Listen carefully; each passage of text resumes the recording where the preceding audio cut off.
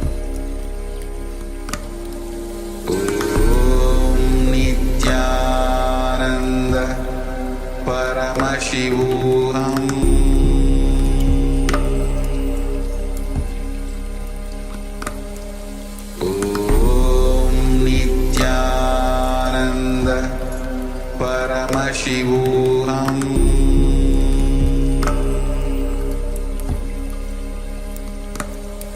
Om Nithyananda Paramashivoham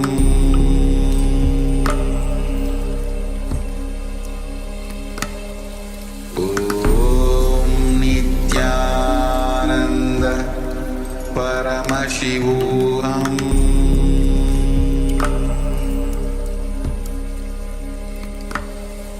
Om Nithyananda Paramashivoham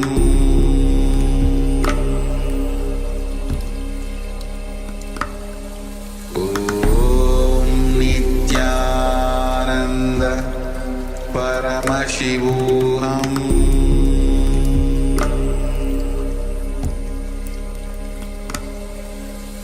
Om Nithyananda Paramashivoham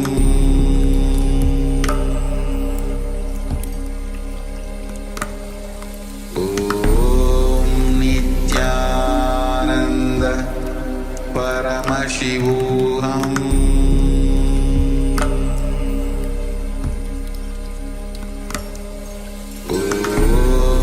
Nithyananda Paramashivoham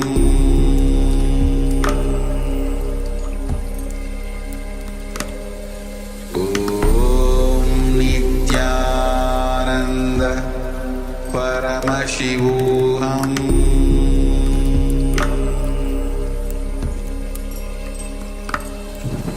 Om Nithyananda Paramashivoham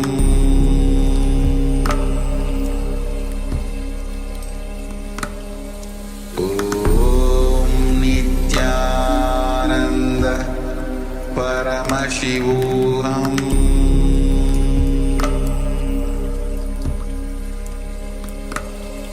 Om Nithyananda Paramashivoham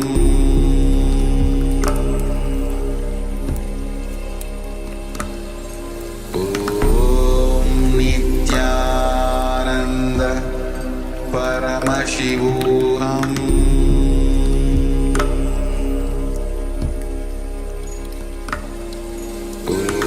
Om Nithyananda Paramashivoham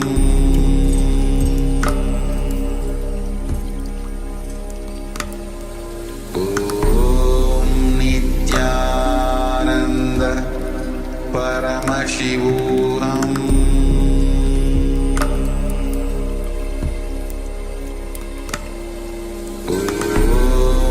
Nithyananda Paramashivoham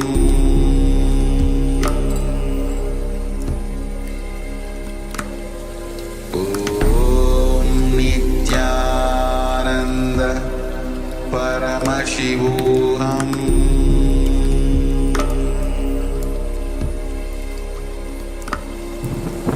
Om Nithyananda Paramashivoham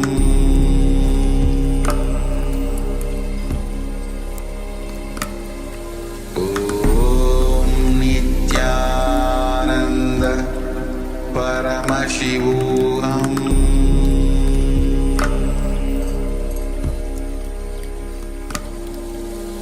Om Nithyananda Paramashivoham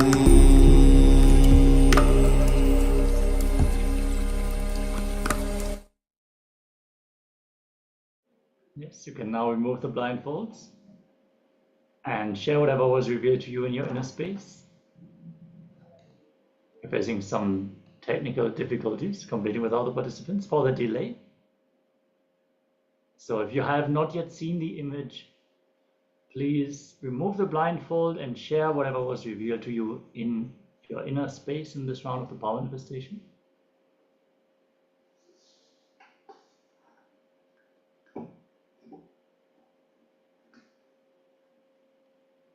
I'm going to give a few moments just to type down and share the results of this power manifestation.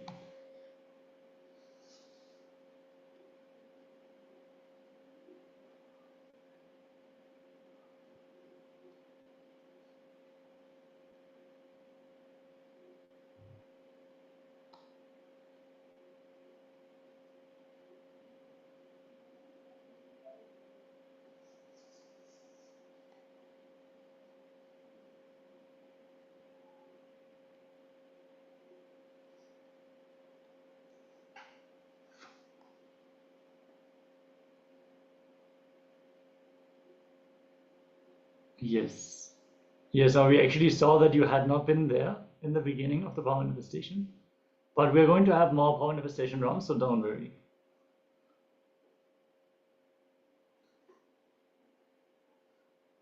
All right. Also inviting all the YouTube viewers to share their experience of the power manifestation, and let us now reveal what was the image that we had projected on screen.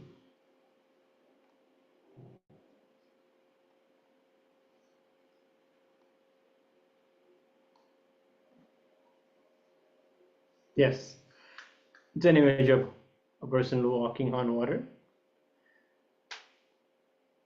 Ripples are coming out, and if you see the colors of the water lines or the water ripples, let us know. Red shoes in the skirt, light reflection, a lot of gray shades, and the highlights.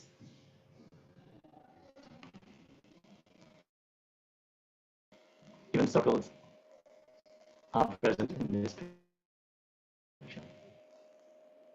So if there is anything like what was revealed to you here in the space, do let us know. And let's get ready. We are going to enter into the first jnana segment of the day. This day is all about reality. What is real and what is not real? What is perception and how do we actually experience reality?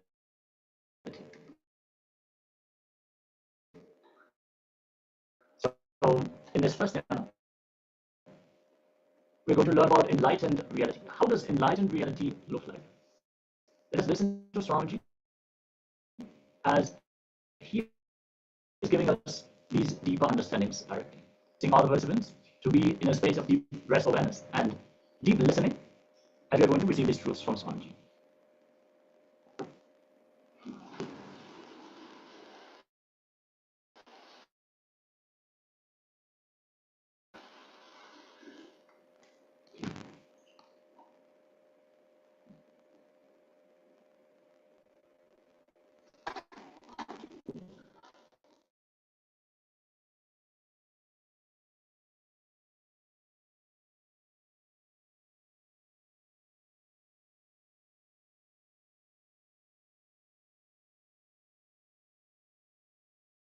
First thing you need to know, whatever you understand as reality, the dimensions like a size, shape, quality, your association of good and bad with it, all that, even one quality does not exist in objective reality.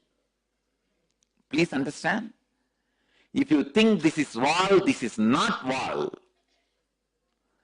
Whatever you understand, why this wall, what this wall does, how it looks, what it is, who built, is it good for me, bad for me, all concepts you have about the wall is not there actually on the wall. So in a way I can say there is no such thing as objective reality and there is something called objective reality.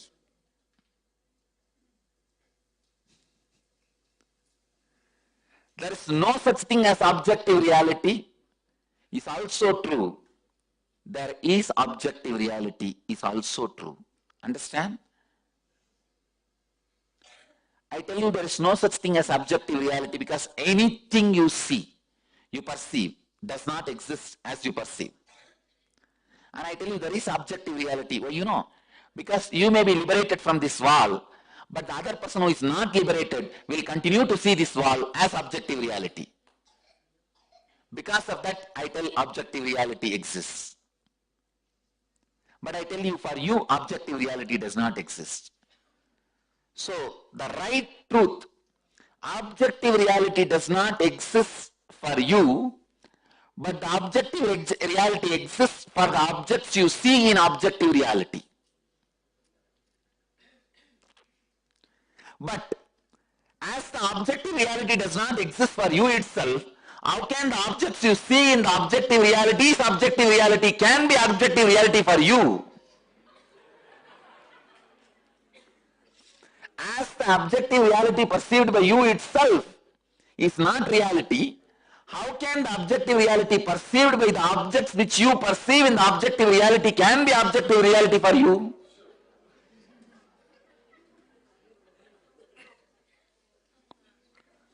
Listen to the statement again. As the objective reality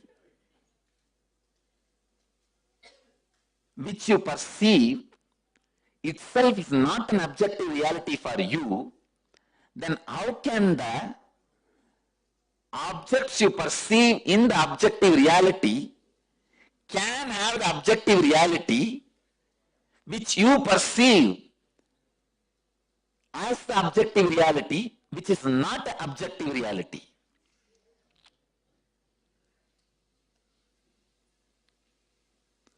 So,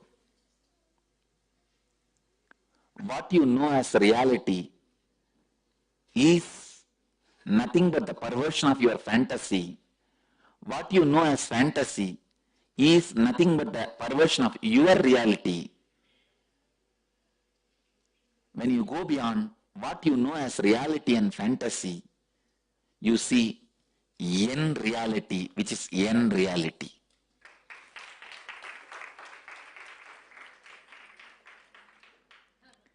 In enlightened reality, there is no space for fantasy, reality, reality-based fantasy, fantasy-based reality. Fantasy-based reality is deities, reality-based fantasy is theme parks. Reality-based reality is enlightened reality, fantasy-based fantasy is your dreams. The reality-based reality awakens in you when you understand neither reality-based fantasies and fantasy-based realities and reality does not lead you to reality. The reality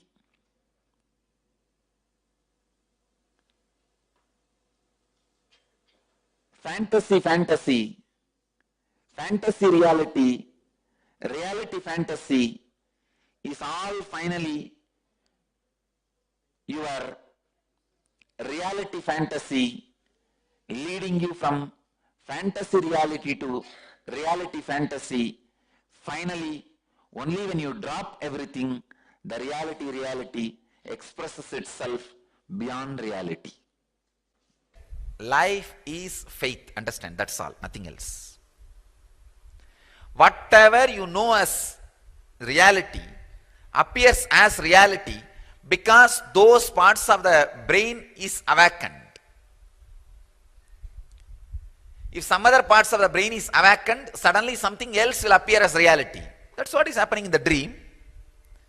In the dream, different parts of your brain is awakened, your brain enters into different chemistry, suddenly you see a different reality. Siddhas have mastered the science of putting your brain into the ultimate chemistry, which we call alchemy, rasavada. Ultimate chemistry, ultimate alchemy.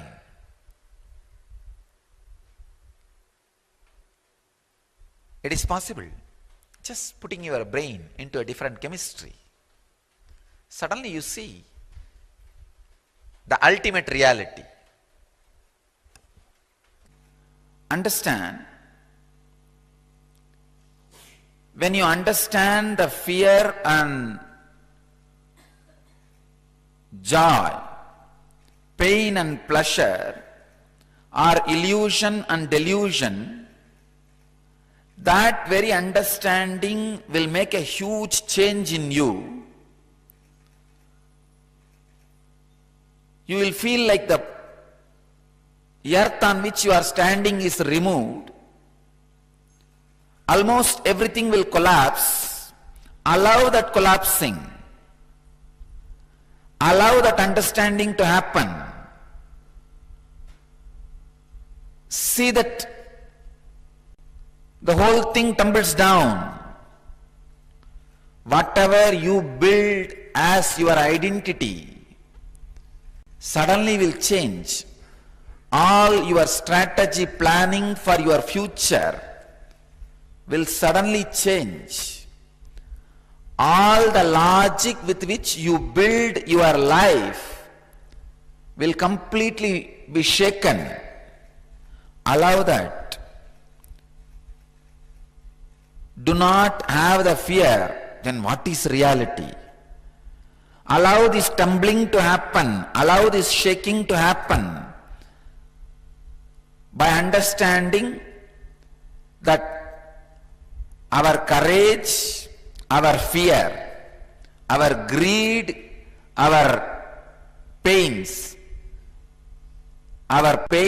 and our pleasure all are illusion and delusion. Many times life actually tests you. Life actually wants to test your stability, your understanding, your strength. But in a very foolish way, you respond and react and create whole thing as a mess. Please understand. Many times, life really tests you. Do you stand this fear, which is delusion? Do you stand this greed, which is illusion? Or are you going to react in a foolish way and create bigger problems, bigger mess?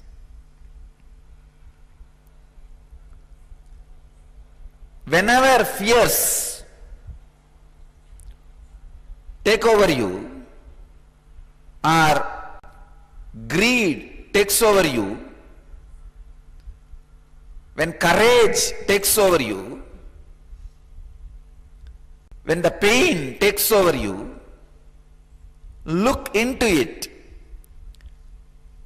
What is the percentage of it is real and what is the percentage of it is illusory or delusory? Let me give you a story. I have a story for you. The FBI had an opening for an assassin, so they started interviewing people. After all the background checks, interviews and testings were done, there were 3 finalists, 2 men and a woman. For the final test, the FBI agents took one of the men to a large metal door and handed him a gun. We must know that you will follow your instructions, no matter what the circumstances. Inside the room you will find your wife sitting in a chair. Kill her. The man said, "You cannot be serious. I can't shoot my wife." The agent said, "Then you are not right man for the job. Take your wife and go home." He was sent. The second man was given the same job. He went inside and all was quiet for 5 minutes. The man came out with tears and to the agent he said, I cannot kill. Then the agent said, "You are not the right man. Take your wife and go back home." Finally, it was the woman's turn. She was given the same instruction to kill her husband. She took the gun, went into the room, shots were heard, one after another. They heard screaming, crashing, banging on walls. Then all was quiet. The door opened slowly. There stood the woman, wiping the sweat from her brow. Agent asked, "What happened?" She said, "This gun is loaded with blanks. So I had to beat him to death with the chair." Many times life gives you the gun with blanks to test. But unfortunately, you make mess. Stand and see when the wave of fear takes over you, when the wave of greed takes over you, when the wave of courage takes over you, when the wave of pain takes over you, wait, look, see. What is the percentage, the possibility of delusion and illusion? What is the possibility of the real incidents which may not happen? And how this fear is going to impact your ability to handle the real incident if it happens.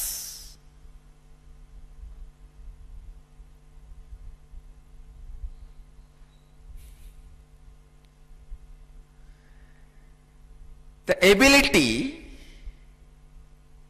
to face,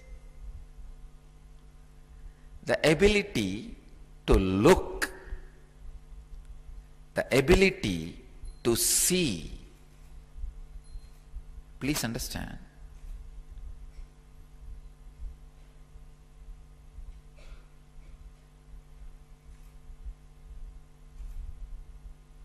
Ability to look without being bothered what is reality. Please understand, the moment you have the fear, the questioner, the fear which this questioner is having, what is reality, Swamiji?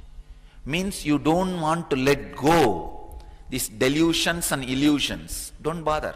Let go. Let go. What is reality will flower in you.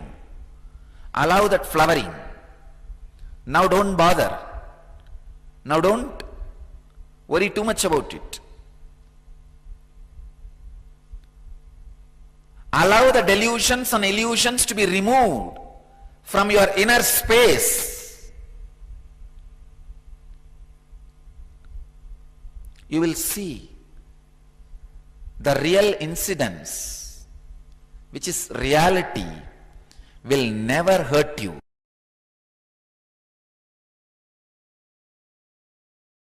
See, reality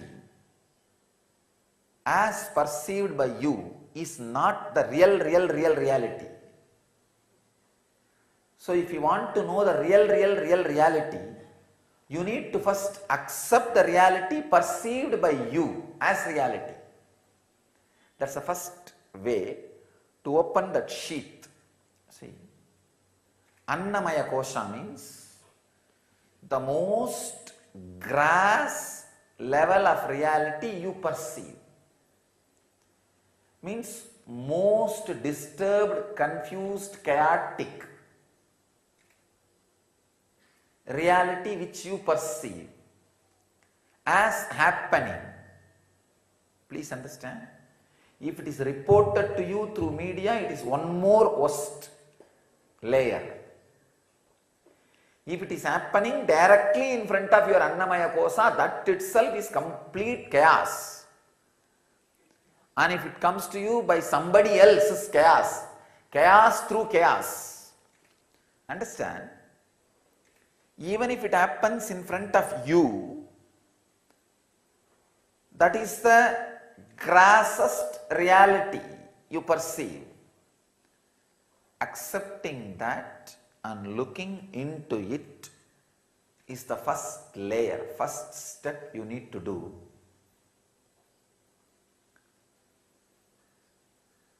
To experience the reality,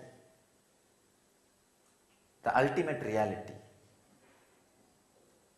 Have patience, the tremendous patience to look into it.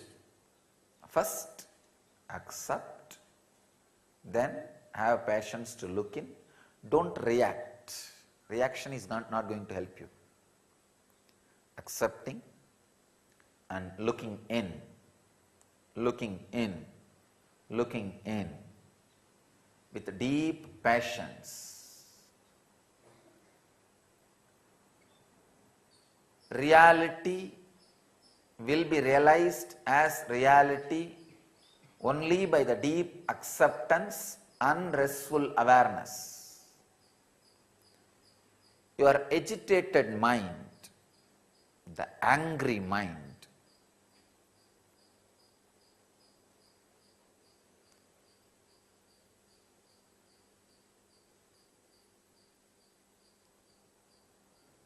which goes on fighting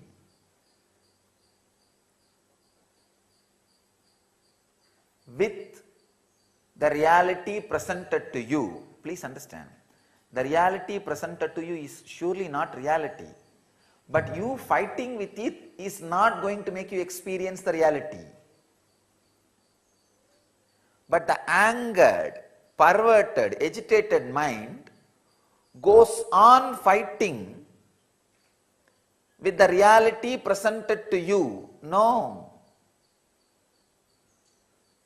You are basically an enlightened superconsciousness. But with that superconsciousness, you can make a flower do what you want. You can't make a stone do what you want. Understand? There's a big difference. With that superconsciousness, you can just look at a flower, it will just blossom. You can just look at a person, he will just open up. Just one small look, the person is melting. But with that same look, you cannot melt the stone. That is not possible. A crude reality cannot be handled by the agitated or unacceptable mind. First you need is acceptance of that crude reality, chaotic reality which happens in front of you. Then restful awareness. Look in, look in, look in. You will see, layer by layer, reality opens to you. But any agitation, the crude reaction to the reality presented to you makes the wound big, and you carry it for ages, lives. That is what is called hell. The ultimate sin is not looking into reality. That is the ultimate sin. That is why you carry the wounds deeply. Existential experience, perceptional experience.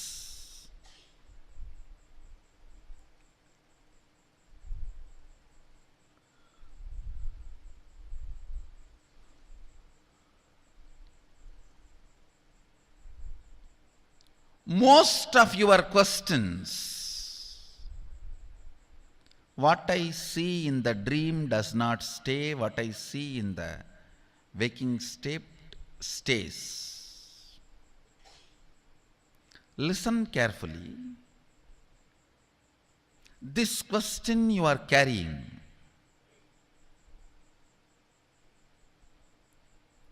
oh, what I see now in the waking state is more stable, solid, permanent, looks very vivid. But what I see in the dream is not that vivid. that permanent.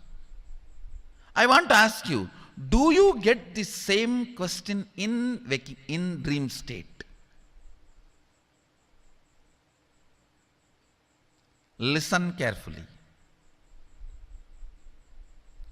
Do you get the same question in dream state? No. Because when you are dreaming, actually that looks very solid.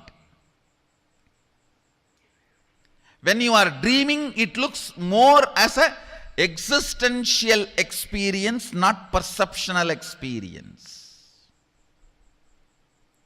Now, in the waking state, again the whole waking state looks like existential experience, not perceptual. In the waking state, dream state looks like a perceptual experience. This looks like an existential experience. Only if you move a step further, you will understand this is also perceptual experience, not existential experience. Listen carefully. I'll not only logically establish, I'll establish it experientially.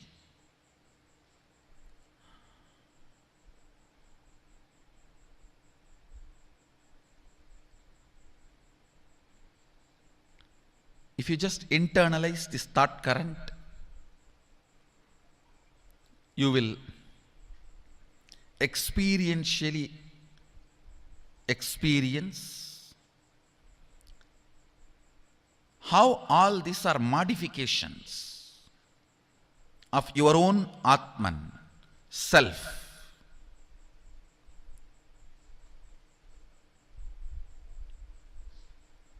Your own existential experience is only one, your Atman.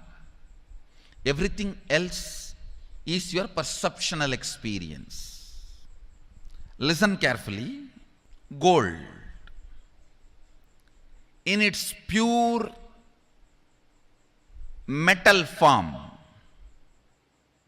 maybe in the form in which it is available for all of you guys to get to see, the biscuit form, pure 999.999 purity, something will be printed on it. It will be like a biscuit form.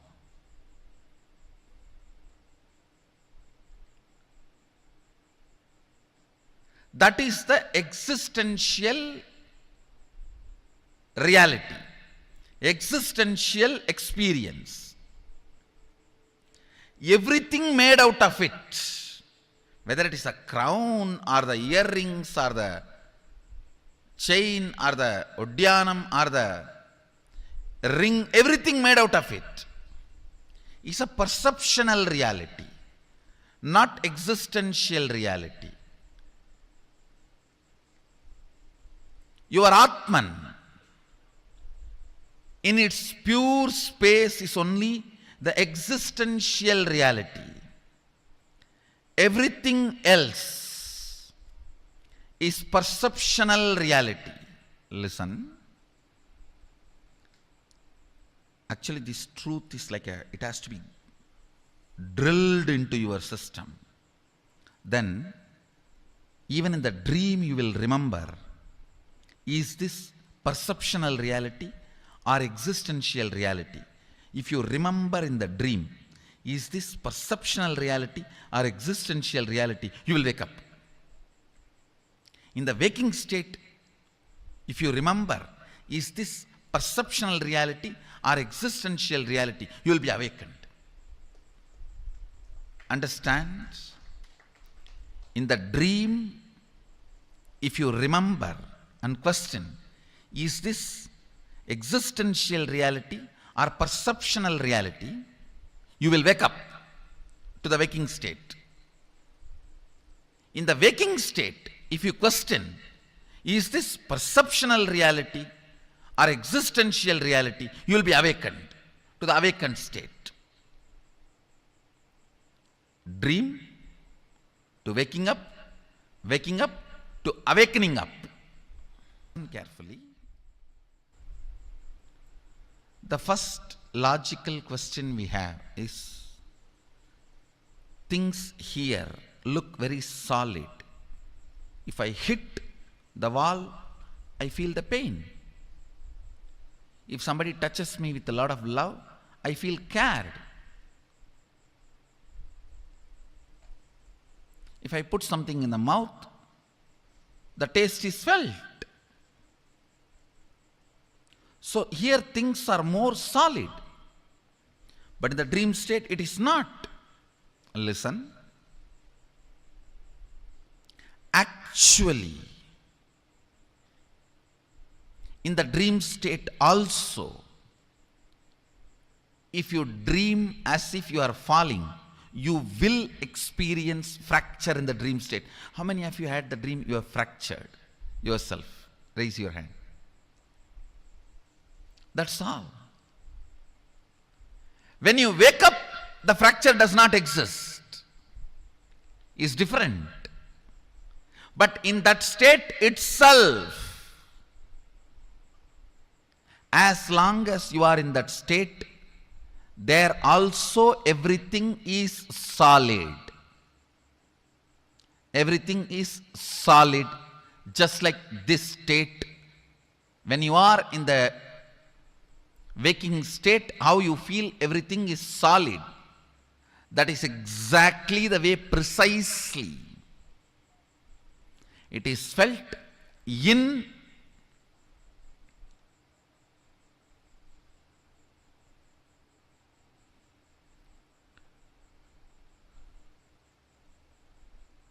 dream state also. The next question we will all be having is, oh, in the waking state I can see I am almost living 100 years. Every time, when I am 40, when I am 50, when I am 60, when I am 80, when I am 90, it is all same. Consistent. But in the dream state, it doesn't look like that. Every day when I go back to the dream, it is different. Listen. Listen carefully to understand this question. How many of you have dreamt in one night itself, you are writing examination and you are getting married, then the nightmare you wake up?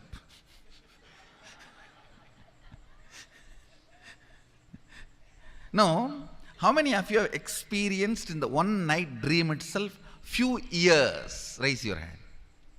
Then, in that few years, have you felt inconsistency? No.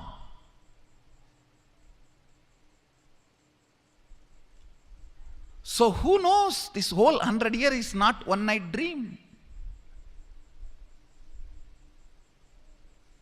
Maybe you are writing examination, you are getting married, and kid, meeting the master, he roars in the dream, and you wake up. Oh, who knows? Suddenly now you may wake up and say, whole thing was dream, Swamiji. Listen. Perception of time, perception of stability is not existential, it is perception, because how you feel the time looks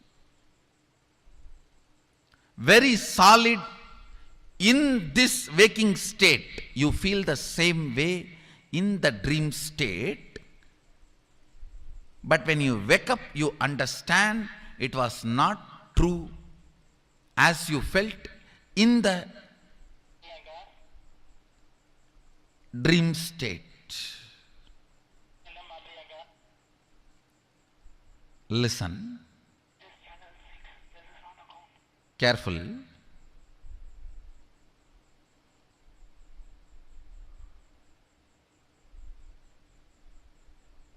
when you are out of the dream state, you can see the whole dream. You can see, you saw yourself as 20, you saw yourself as 30, you saw yourself as 40, you saw yourself as 50. You can see the whole.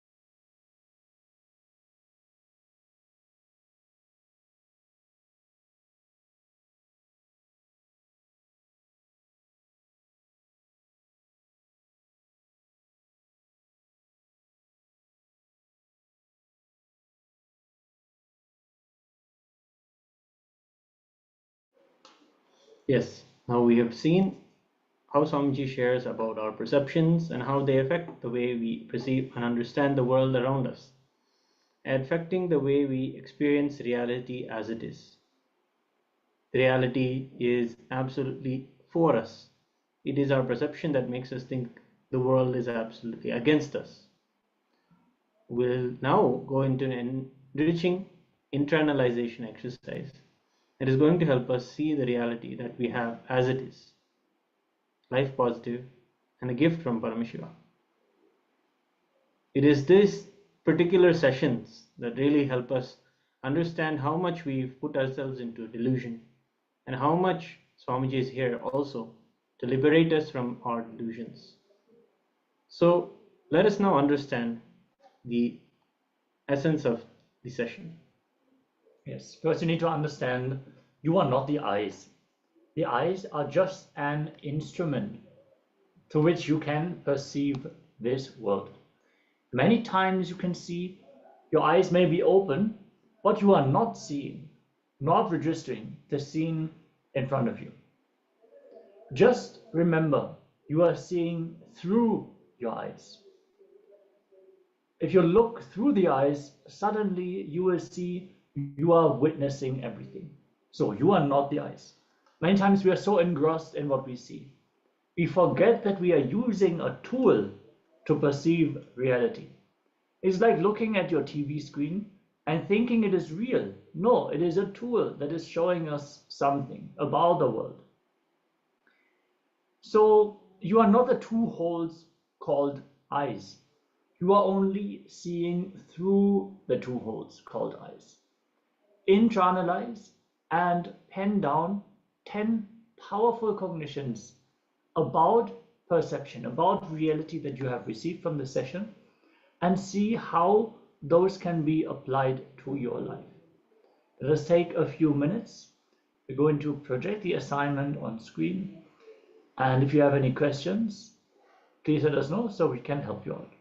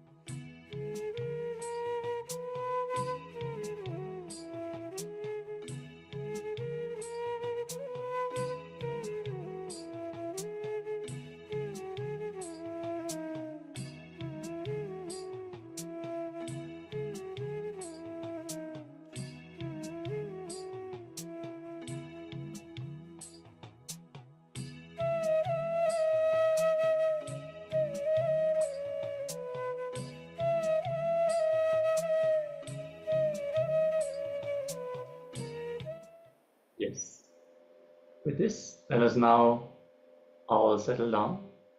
If you would like to share anything about this internalization exercise, any insights that you have received, the powerful cognitions that you have noted down, do let us know. And with this, we're now going to get ready for the next round of today's power manifestation. We decided, since so many of you actually missed the first round of the power manifestation, we're going to have a second round of blindfold reading today. So get your blindfolds ready and settle down, be seated with your head, neck, and spine in a straight line. And make sure your eyes are completely tied. Also requesting all the participants, please be on camera. Yes, Ma Shobhana Saxena is asking about the next steps towards the Shiva Diksha. Again, Ma, this is going to happen on the first day of Paramashivoham. So from your side, there is nothing else required other than being ready on the first day of Paramashivoham. So attending the first day of Paramashivoham, that will be the preparation for the Shiva Diksha. So it is great that you have signed up using the form. For the next initiation, I'm not quite sure. We can check when is the next season going to start. And we will let you know exactly the date, Ma. For now, let us settle down and enter into the power manifestation. So get your blindfolds or any cloth that you use for the power manifestation. Make sure your eyes are completely tied and no light is falling into your eyes. Sit with your head, neck, and spine in a straight line and connect to Swamiji in your inner space. Chant the Mahavakya. Om Nithyananda Paramashivoham. Om Nithyananda Paramashivoham. Om Nithyananda Paramashivoham.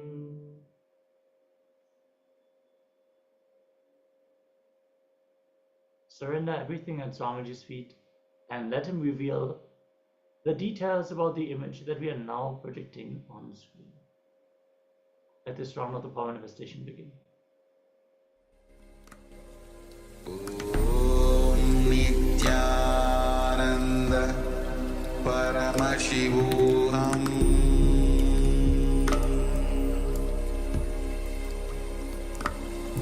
Om Nithyananda Paramashivoham. Paramashivoham.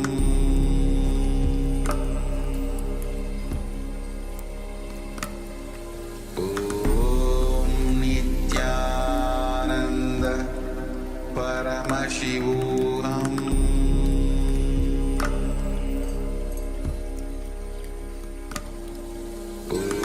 Om Nithyananda Paramashivoham.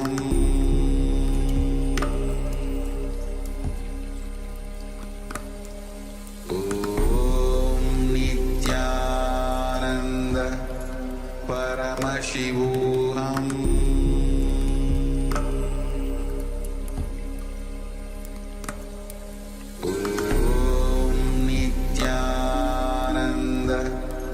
Paramashivoham.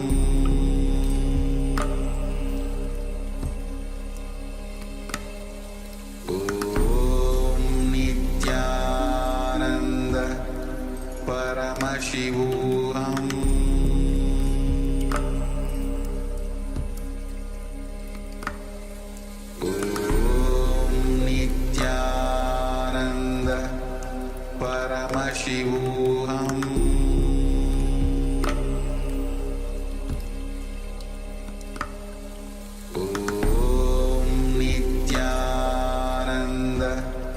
Paramashivoham.